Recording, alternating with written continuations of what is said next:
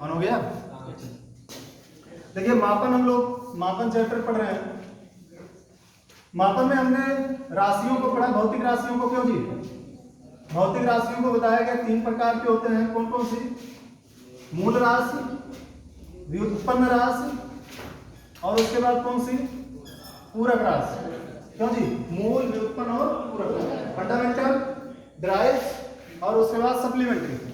ये 3 प्रकार की राशियां होती हैं, समझे ना?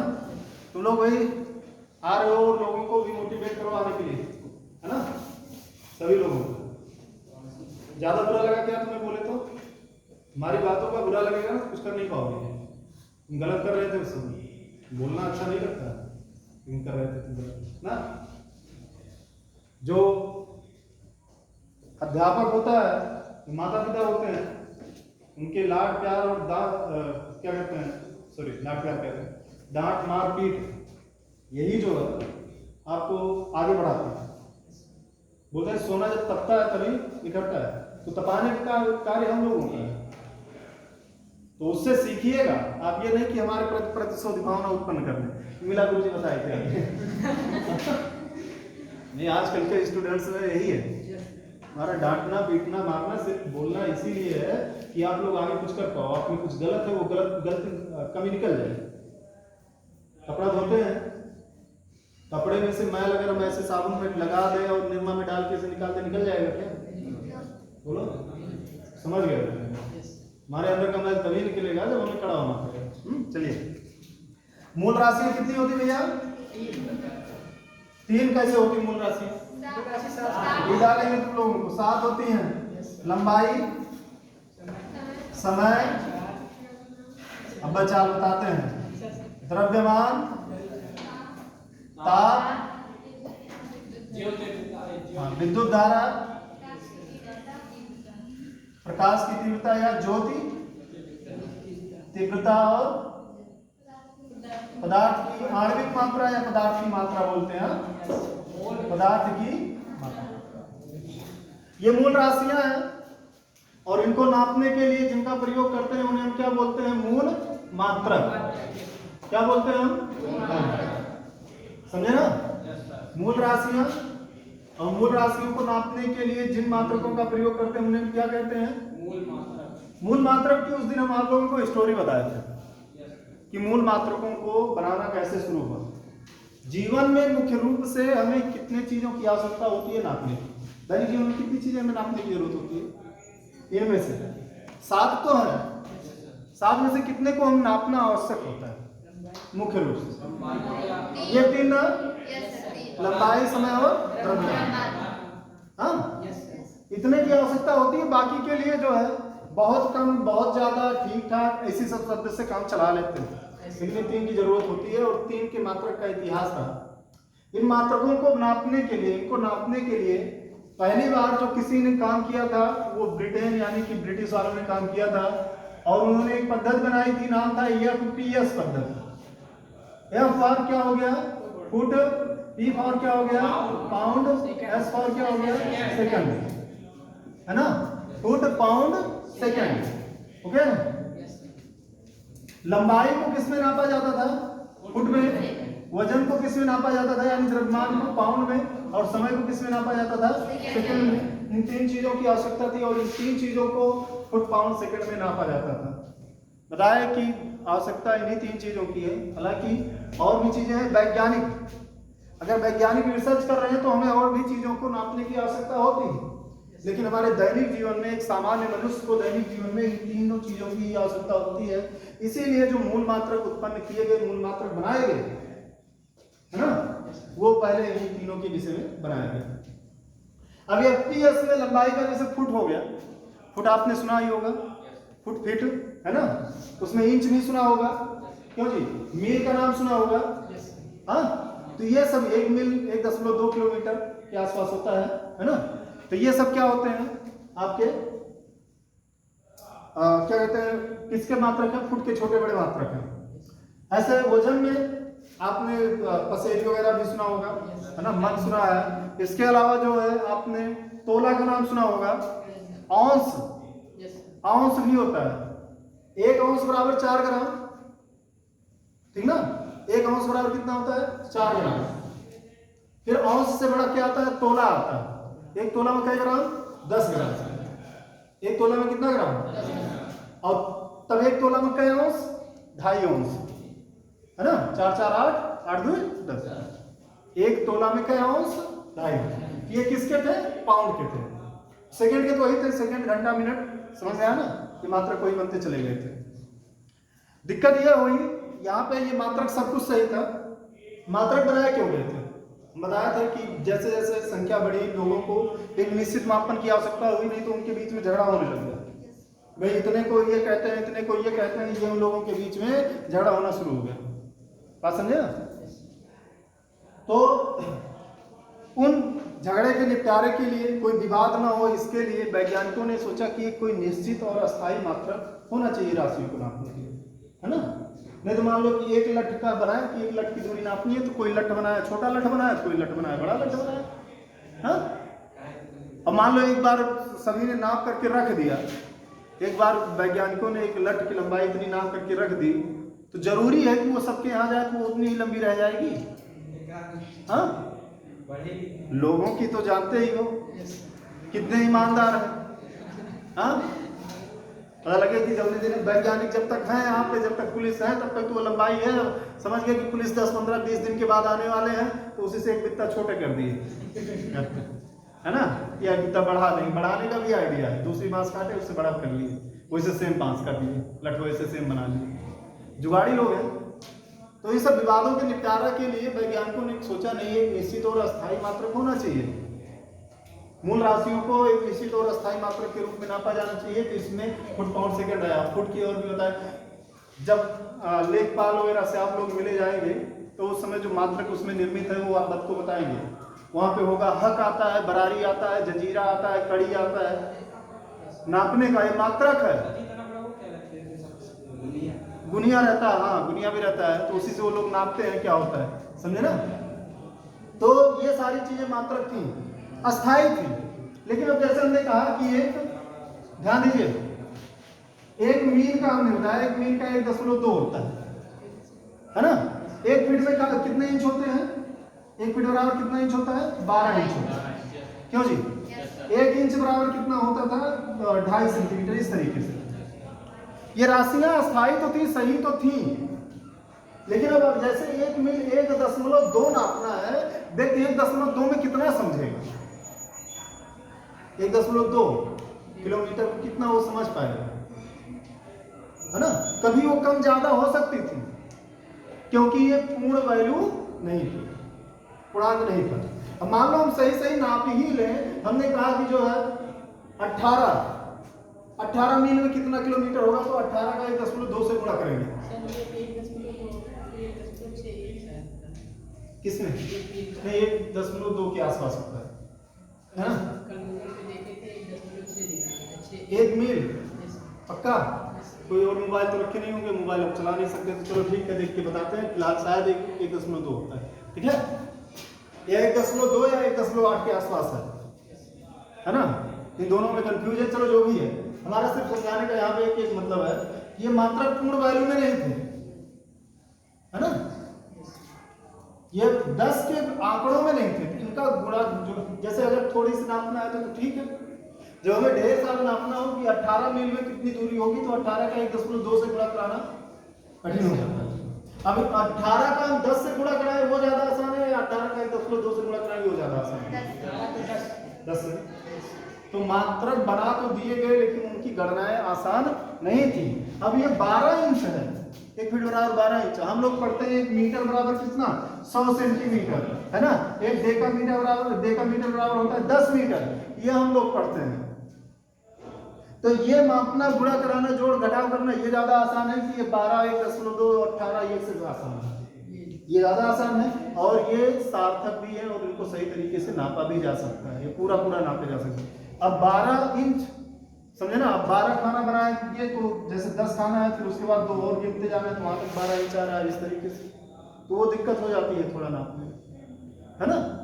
वैल्यू मात्रक अस्थाई तो था, लेकिन मात्रक सूक्ष्म और क्या था, गणना में कठिन था, इसलिए ये मात्रक छोड़ दिया गया। पेड़ कहीं महक रहा है, क्यों?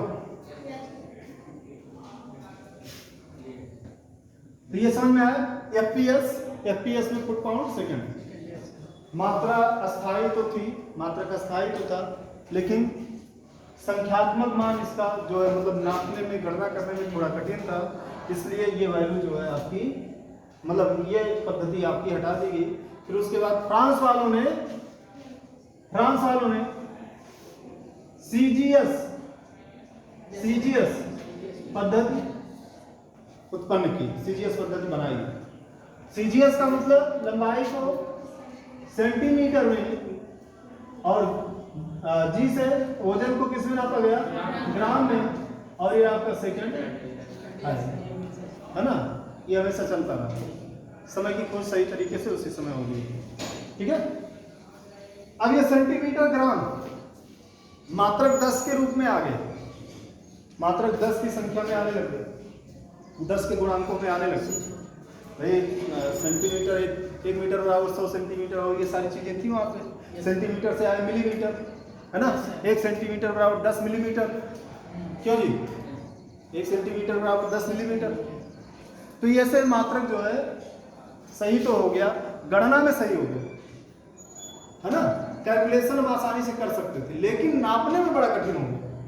बड़े मात्रक नहीं थे हमारे पास उस समय। अगर हम सेंटीमीटर की बात करें तो मतलब मान लेते ना, क्यों भाई 1 सेंटीमीटर इतने तो मानेंगे। पटरी देखो, पटरी में इससे ज्यादा बड़ा नहीं होगा मुझको लगता है 1 सेंटीमीटर।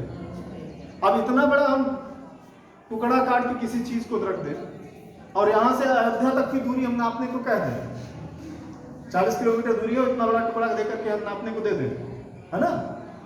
हम अपने बुढ़ापे तक तो नहीं नाप पाएंगे, हमारे आने वाले जो पीढ़ियां हैं वो भी यही काम में जुटी रहेंगी, और मुझको लगता है 2-3 पीढ़ी तक ये काम चलता रहेगा, तब जाकर के हो सकता है नाप पाए इतने बड़े से। हाँ, गलतियां होती रहेंगी, जितना छोटा मात्रक उतनी गलतियां होती जाएंगी। बोलो भाई, मात्रक छोटा था, बड़े मान को नापने में दिक्कत होगी। बड़े मान को नापने में, नाप भी मान लो तो उनको व्यक्त कैसे करेंगे। अब 1 किलोमीटर, एक मीटर में कितना सेंटीमीटर, 100 सेंटीमीटर। 1 किलोमीटर में 1 लाख सेंटीमीटर, है ना। कितना, 3 तो 5। अब अगर और 10 किलोमीटर जाए कितना हो गया, 10 लाख। 100 किलोमीटर जाए और आगे इसे चला जाए, तो इतना बड़ा हमें 100 किलोमीटर का इतना बड़ा लिखने की जरूरत पड़ गई। बोलो, तो मात्रक लिखने में भी बड़ा पड़ रहा है ना, कितना सेंटीमीटर है। वही हालत जो है ग्राम यानी वजन के साथ था। ग्राम मतलब बहुत ज्यादा 1 ग्राम का मतलब 10-15 गेहूं की बात करें, चावल की बात करें तो 15-20 गेहूं चावल 1 ग्राम के बराबर हो। और उतना छोड़ भरे कि तू गोली बना के तुमको बटखरा दे दे तो तौलो 2 कुंटल गेहूं। हाँ, इतना छोड़ भरे बटखरा से 2 कुंटल गेहूं तुमने कह दीजिए, तो सोचो कब तक तौला जाएगा, है ना। हमारे बाबा लोग यही काम शुरू किए होंगे, हम तक खत्म नहीं होगा। हम आज तक वही नाप रहे होंगे 2 कुंटल गेहूं में, और तब भी सही से ना नाप पाएंगे, है ना। मात्रक अस्थायी में, गणना में तो सही कर दिया फ्रांस वालों ने, लेकिन दिक्कत ये की कि मात्रक बहुत छोटे थे, है ना, छोटे मात्रक थे। अब उसके बाद फिर द्वितीय विश्व युद्ध का माहौल चल रहा था, तो कई सारे देशों ने अपने अपने मात्रक खोज डाले। कुछ बड़े मात्रक खोजे गए, कुछ और भी छोटे मात्रक खोजे गए, है ना। वैज्ञानिकों ने अपनी एक मीटिंग की और बताया कि ये सभी मात्रक हम लोगों को आवश्यक हैं, है ना। तो उस समय एक और पद्धति आई थी, फ्रांस वालों ने एक पद्धति और उत्पन्न की थी, नाम था उसका MKS। इसका नाम था मीटर, और इसका नाम था किलोग्राम, और इसका नाम था सेकंड। अब मीटर 100 गुना बड़ा बनाया गया, सेंटीमीटर का 100 गुना बड़ा, और ग्राम का 1000 गुना बड़ा, समझे ना। ये जो है आपके MKS पद्धति किसने बनाई, फ्रांस वालों ने बनाई। जिसने CGS बनाई थी उसने फ्रांस मतलब MKS बनाई थी। अब इसमें नापा जाने लगा, मात्रक बड़ा भी हो गया और आसानी से नापा जाने लग गया। लेकिन बाद में यह पता चला कि हमें छोटे मात्रकों की भी जरूरत है, बात समझे ना। हमें छोटे मात्रकों को भी जरूरत है, अब छोटे मात्रकों की जरूरत का मतलब क्या हुआ कि जब हमें अगर सेंटीमीटर, कॉपी में सेंटीमीटर नापना होगा तो हम मीटर वाला कहां से लेकर के आके नाप पाएंगे। भाई कॉपी में एक चित्र बनाना है, 2 सेंटीमीटर 3 सेंटीमीटर की रेखा खींचनी है, तो उसके लिए हम 1 मीटर का थोड़ी लेकर के आ पाएंगे, समझ रहे हैं। हमें जो है अगर मान लीजिए सोना तौलना है, 10 ग्राम तोला में बहुत कुछ हो जाता है ना। शायद 30-35 हजार 40 हजार रुपए का होगा 1 तोला। हम किलो वाले बटखरा लेके एक सोना थोड़ी ना तोल पाएंगे, तो हमें हमारे दैनिक जीवन में बड़े मात्रक की तो आवश्यकता थी, साथ साथ छोटे मात्रकों को भी आवश्यकता थी। अब इसके बाद जैसे हम लोगों का खेत जो नापा गया वो बिस्सा वगैरह में नापा गया, बिस्सा में नापा गया, फीट में नापा गया, बीघा में नापा गया, इस तरीके से नापा गया, समझे ना। अब एक बिस्सा में 1300 समथिंग स्क्वायर फीट होता है, बात समझे। और जो नए तरीके का बनाया जा रहा है वो 1000 स्क्वायर फीट का बनाया जा रहा है। तो बताइए कि अगर हम इस मात्रक को उसमें लेकर के जाके नापेंगे, जो फीट इंच में हम लोग घर नापे थे, तो थोड़ा बहुत इधर उधर तो बढ़ ही जाएगा ना। हाँ, पता चलेगा हमारे घर का एक दीवार दूसरे के में चला गया। हाँ, अगर वो कहा कि गिराओ तो बस गया एक दीवार, चलो भाई मीटर सेंटीमीटर में नापने लग जाएंगे। वहां पे हमने बताया ना कि 12 और ये 1.2 1.3 में नापा गया था। जब हम 10 में नापना शुरू कर देंगे तो जाहिर सी बात है थोड़ी बहुत त्रुटि हो जाएगी। तो वो जो नापा गया था उसको उसी में रहने दीजिए। आज भी खेती होती का जो नापाई होता है वो किस प्रणाली में होता है? एफपीएस प्रणाली में होता है ना। आज भी अभी भी जो खेत होती पुराने नपाई जोत हैं उन सब का नाप जो होता है वो किससे होता है? पुरानी पद्धति एफपीएस पद्धति। क्या चीज? हाँ अभी भी नहीं, अब तो कुछ जो नए युग के बच्चे आ रहे हैं, जो नए युग के लड़के आ रहे हैं, तो वो अपना नापने के लिए घर वालों को बताते हैं कि ऐसे नापिए ऐसे नापिए, है ना। 1 फीट में इतना होता है, जरूरी नहीं है कि आप इतना फीट इंच में करते रहिए, है ना। दिक्कत हो सकती है बाद में, तो इसको मीटर सेंटीमीटर में नापिए। तो शुरू हो रहा है धीरे धीरे, लेकिन अभी भी अधिकांशता यही है, फीट इंच ही चल रहा है ना। तो जब हम फीट इंच को मीटर सेंटीमीटर में बदलेंगे, कन्वर्ट करेंगे, तो थोड़ी बहुत जमीन इधर उधर खिसक जाएगी, इसलिए उसको वहीं पे रहने दिया गया। तो सब चीजों की जरूरत थी। अब ये द्वितीय विश्व युद्ध के दौरान का समय चल रहा था, नवयुग में हम लोग प्रवेश कर रहे थे, आधुनिकीकरण में हम लोग प्रवेश कर रहे थे द्वितीय विश्व युद्ध के बाद। तो अब ये था कि हमें जितनी चीजों की जरूरत है वो सबके सब होना चाहिए और सबको मानना चाहिए। दिक्कत ये है कि एमकेएस पद्धति सही है, इसमें हम चलो सीजीएस और सबको मिला दें, एमकेएस ही सही है। आज मात्रकों को एमकेएस में ही बनाया जाता है, लेकिन दिक्कत ये है कि इसको किसने बनाया था? फ्रांस वालों ने बनाया था, है ना। तो वैज्ञानिकों की एक मीटिंग हुई और उसमें बनाया गया कि यही जो एमकेएस पद्धति है इसी का नाम बदल दीजिए, और उसका नाम बदल करके उन्होंने क्या रखा? एसआई सिस्टम, इंटरनेशनल सिस्टम, अंतरराष्ट्रीय पद्धति। इसी एमकेएस को किस नाम में परिवर्तित कर दिया? और उसके बाद ये बताया गया एसआई में कि एमकेएस ही ना रखे जाए, सीजीएस को भी रख लो, एफपीएस को भी रख लो, सभी जितने छोटे बड़े मात्रक हैं सबको किसमें रख लिया जाए? एसआई में। सबकी जरूरत हमें नापने की जरूरत होगी। अभी अंतरराष्ट्रीय पद्धति जब कहलाया जाने लग गया तो सब जगह झगड़ा समाप्त हो गया। अब हम पूरे विश्व में जो है जहां भी जाएंगे नापने के लिए हमें एक मात्रक, एक शुद्ध मात्रक मिल जाएगा जिसमें हम नाप सकते हैं। नहीं तो कोई देश किसी में नाप रहा है, कोई देश किसी में नाप रहा है, कोई देश किसी में नाप रहा है, ऐसा होगा। बात समझे ना। तो अभी क्या हो गया, आज एक ईसाई पद्धति चल रही है। जिस देश में जाएंगे वहां पे कन्वर्टर होता है, भले वो लोग किसी में नाप रहे हो, लेकिन व्यक्त किस में करेंगे? वो एमकेएस में। किसी में भी नाप रहे हो, फुट में नाप रहे हो, तब भी उनको बताना पड़ेगा किसमें? एमकेएस में, क्योंकि एमकेएस पद्धति क्या है आपकी? एसआई, इंटरनेशनल सिस्टम, अंतरराष्ट्रीय पद्धति है, समझे ना। तो ये रहा आपका मात्रक, मूल मात्रकों का इतिहास। पहले कौन सी पद्धति आई? एफपीएस, फिर कौन सी आई? सीजीएस, फिर कौन सी आई? एमकेएस, अभी कौन सी पद्धति चल रही है? एसआई। एसआई में सारे मात्रकों को, छोटे बड़े सभी मात्रकों को रखा गया। अब एसआई पद्धति आई एमकेएस पद्धति में, हम बता दे रहे हैं आप लोगों को, यहीं पे ध्यान दीजिएगा, लिख भी लीजिएगा बाद में। ये मूल राशि हो गई, इनको नापने के लिए जिन मात्रकों का प्रयोग करते हैं उन्हें क्या कहते हैं? मूल मात्रक कहते हैं। ये मूल राशियां हो गई, इनमें इनको नापने के लिए जिन मात्रकों का प्रयोग करते हैं उन्हें क्या कहते हैं? मूल। अब मूल मात्रक में लंबाई का मूल मात्रक बनाया गया क्या? आपका मीटर, और इसका हम संकेत भी लिख दे रहे हैं, संकेत स्मॉल एम। क्या? स्मॉल एम, ठीक है। फिर उसके बाद हम आते हैं समय। समय का होता है सेकंड और इसका स्मॉल एस। द्रव्यमान का होता है किलोग्राम, इसका हो जाएगा स्मॉल केजी, ठीक है। फिर उसके बाद आता है ताप। ताप का होता है केल्विन, ठीक है। केल्विन, इसका होगा कैपिटल के, समझे ना, कैपिटल के। अब उसके बाद आता है विद्युत धारा, इसका होता है मात्रक क्या, एम्पियर, कैपिटल ए, बात समझे ना। फिर उसके बाद आता है ज्योत तीव्रता, कैंडिला, ठीक है, कैंडिला, सीडी, ठीक ना। फिर उसके बाद आता है पदार्थ की मात्रा, मोल, MOL, ठीक है, MOL ही होता है, MOL से इसको नहीं होता, ठीक है। तो ये आपके संकेत, ये मूल मात्रक मूल राशियां हुई। इसमें मीटर कितने को मीटर कहेंगे, कितने को जो है क्या कहेंगे, सेकंड कहेंगे, कितने किलोग्राम, केल्विन, ये सारी चीजें होंगी। तो कुछ चीजें हम लोग लिखते हैं, है ना, कुछ चीजें चलिए लिखते हैं, हेडिंग डालिए।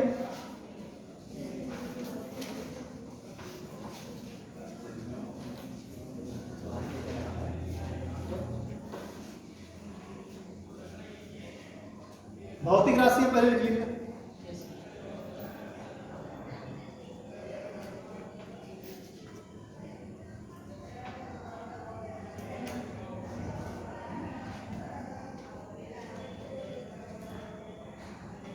वह राशियां, अच्छा पहले मापन चाहिए भी होते हैं, मापन लिखने से, मापन लिख लो, मापन। भौतिक राशियों की मात्रा को, भौतिक राशियों की मात्रा को उनके मात्रक के साथ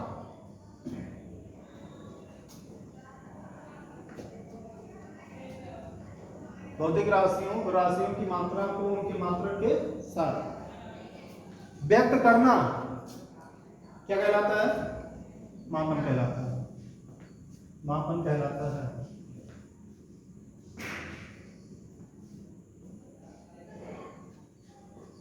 भौतिक राशियां,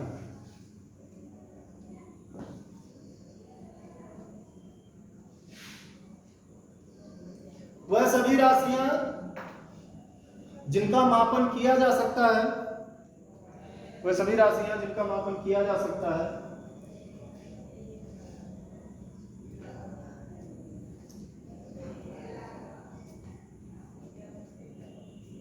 मात्रात्मक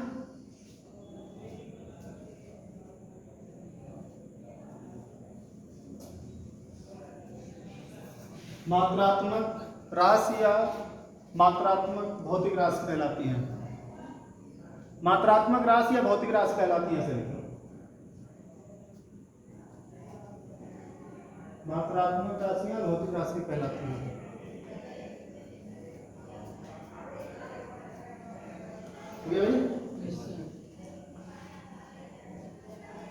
यह 3 प्रकार की होती हैं,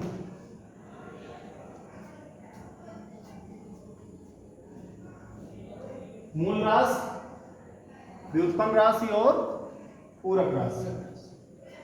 फिर हेडिंग डाल दीजिएगा मूल राशि।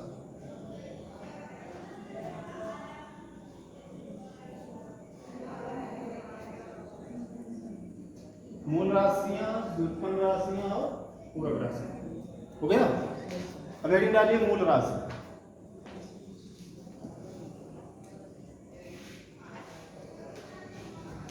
वह राशियां जो एक दूसरे से बिल्कुल स्वतंत्र होती हैं, वह राशियां जो एक दूसरे से बिल्कुल स्वतंत्र होती हैं,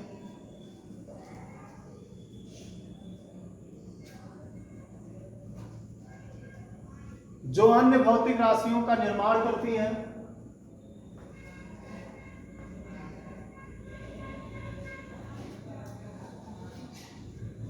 जो अन्य भौतिक राशियों का निर्माण करती हैं,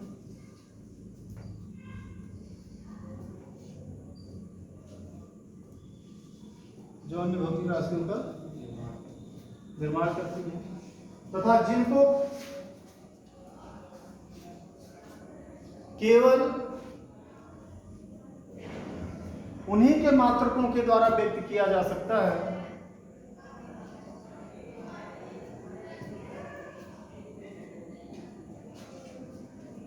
उन्हीं के मात्रकों द्वारा व्यक्त किया जा सकता है।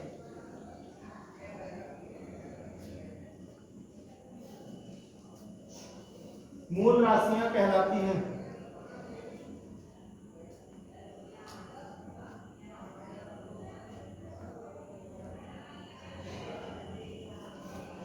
तथा इनको व्यक्त करने के लिए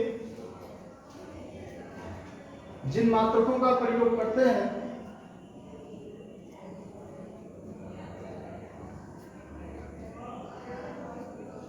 उन्हें मूल मात्रक कहते हैं। उन्हें मूल मात्रक कहते हैं।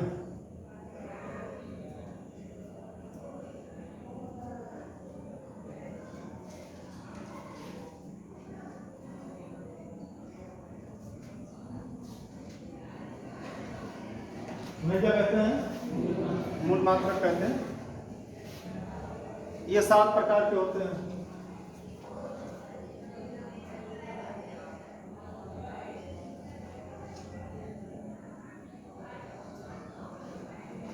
अब ये नोट कर लीजिए, नोट करो। हेडिंग डालिए व्युत्पन्न राशि एवं व्युत्पन्न मात्रक। व्युत्पन्न राशि एवं व्युत्पन्न मात्रक वह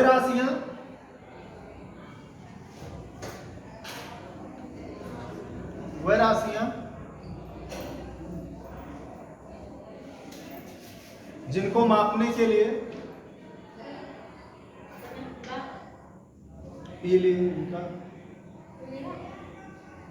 वह राशियां जो मूल राशियों से मिलकर बनी होती हैं।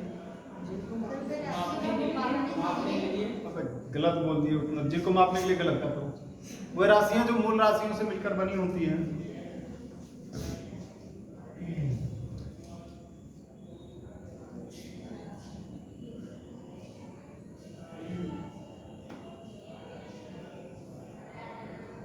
वह राशियां जो मूल राशियों से मिलकर बनी होती हैं तथा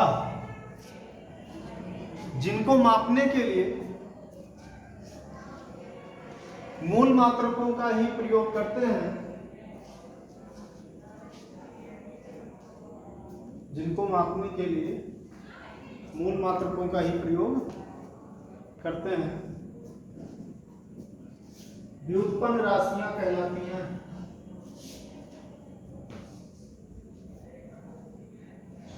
तथा उनके मात्रकों को व्युत्पन्न मात्रक कहते हैं। तथा उनके मात्रकों को व्युत्पन्न मात्रक कहते हैं।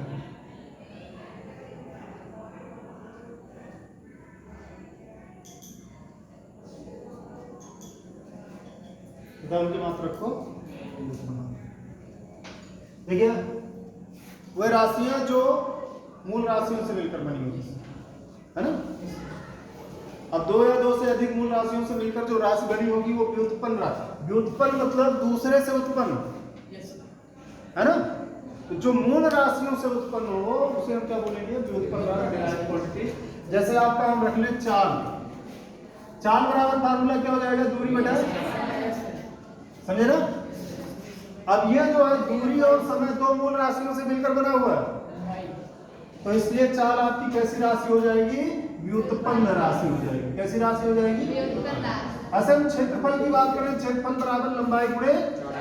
अब ये लंबाई और चौड़ाई 2 राशियों से मिलकर बनी है, समझे ना। तो इसलिए क्षेत्रफल आपकी कैसी राशि हो जाएगी? व्युत्पन्न राशि। इसी प्रकार से हम बात करें आयतन की, आयतन में क्या होता है? लंबाई गुणे चौड़ाई गुणे, समझे ना। बात समझ में आ रही है? अब ऐसे हम बात करें घनत्व की, घनत्व भी द्रव्यमान बटे क्या होता है? आयतन। तो हर वो राशि जो 2 या अधिक राशियों से मिलकर बनी होगी वो क्या कहलाएगी? आपकी मूल राशि, सॉरी व्युत्पन्न राशि। और इनको नापने के लिए हम मूल मात्रकों का ही प्रयोग करते हैं। किसका प्रयोग करते हैं? मूल मात्रकों का। मूल मात्रकों का मतलब, अब दूरी का मात्रक, हाँ लंबाई का मात्रक क्या बनाते हैं? मीटर।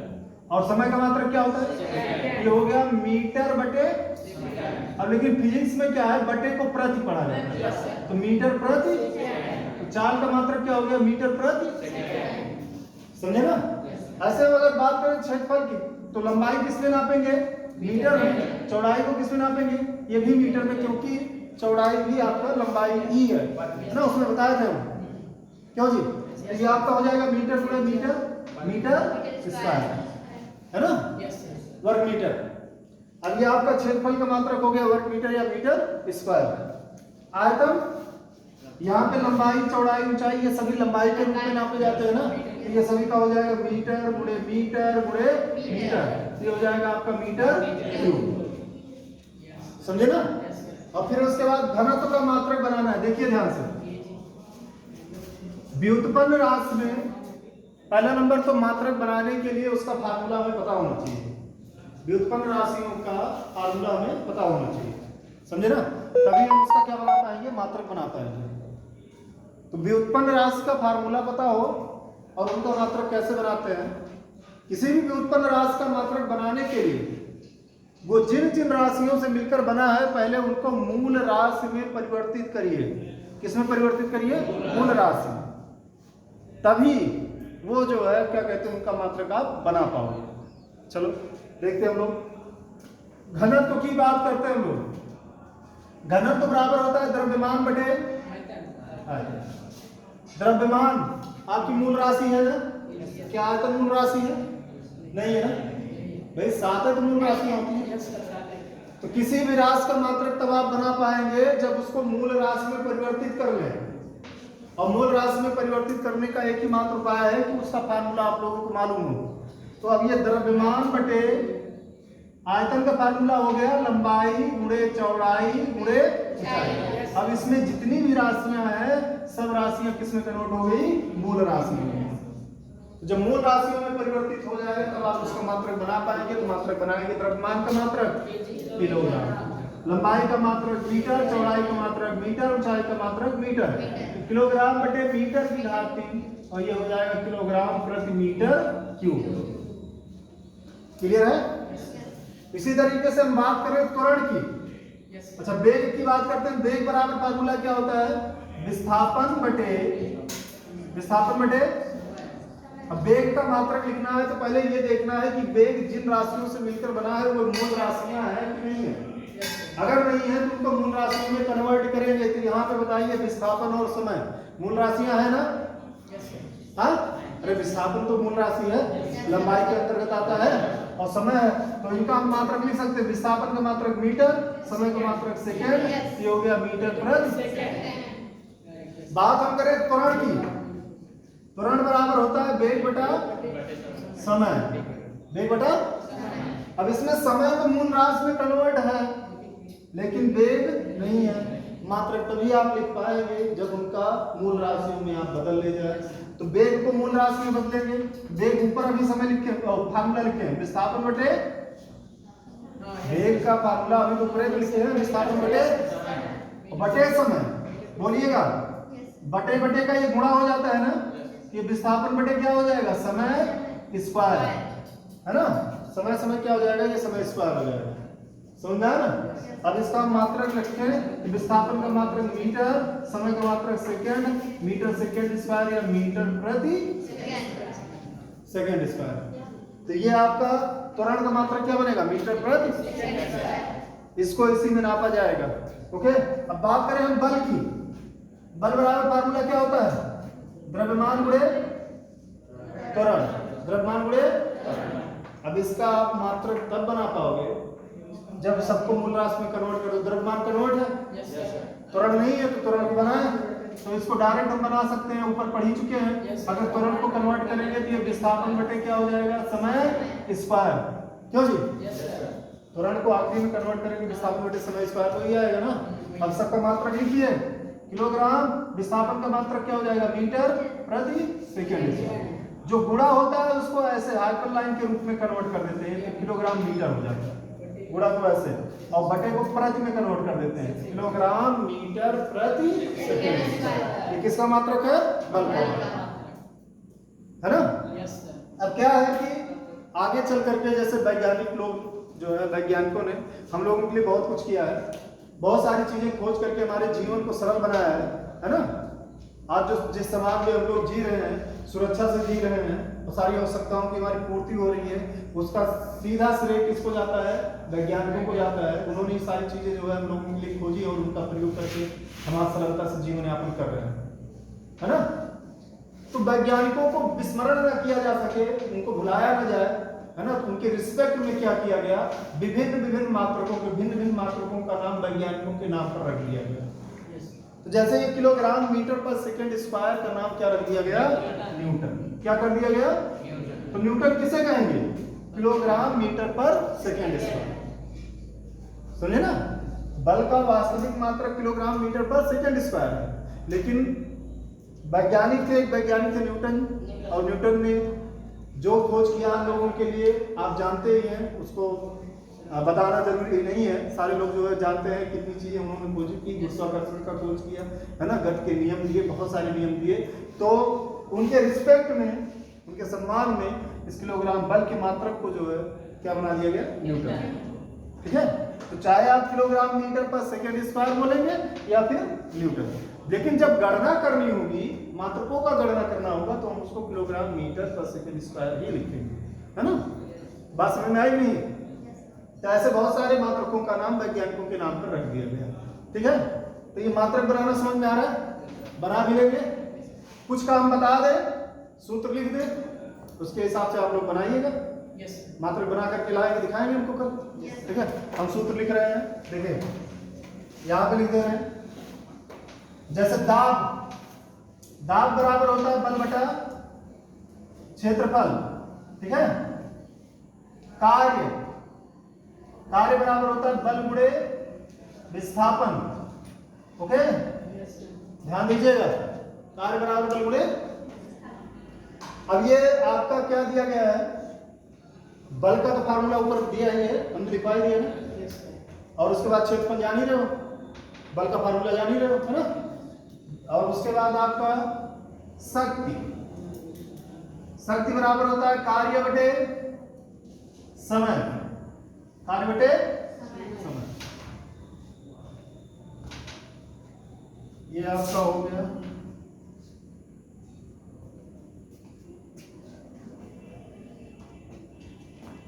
गतिज ऊर्जा,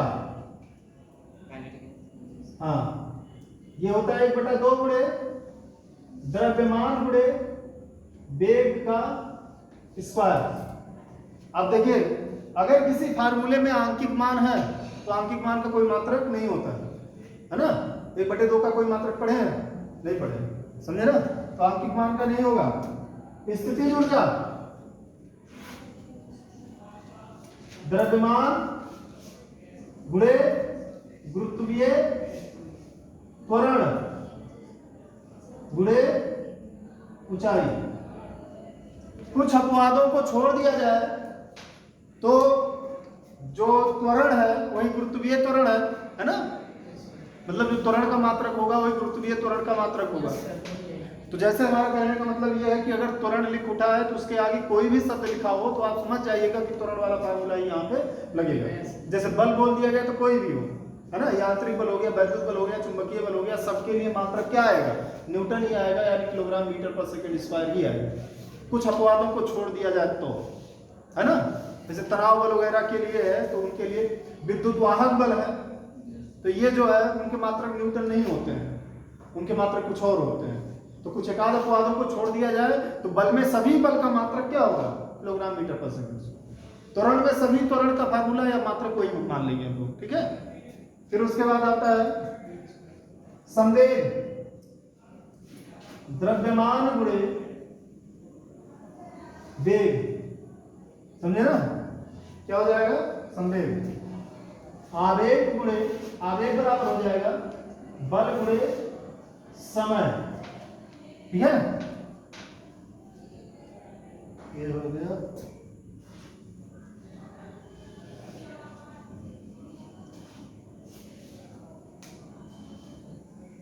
तो तनाव बल का भी लिख देते हैं। तनाव बल का होता है बल बटे लंबाई, है ना, बल बटे लंबाई। पृष्ठ तनाव और अक्षीय तनाव बल भी निकालना पड़ेगा। ठीक है, बस करो, इतना करके लाना, इतने का मात्रक बना लेना। ठीक है।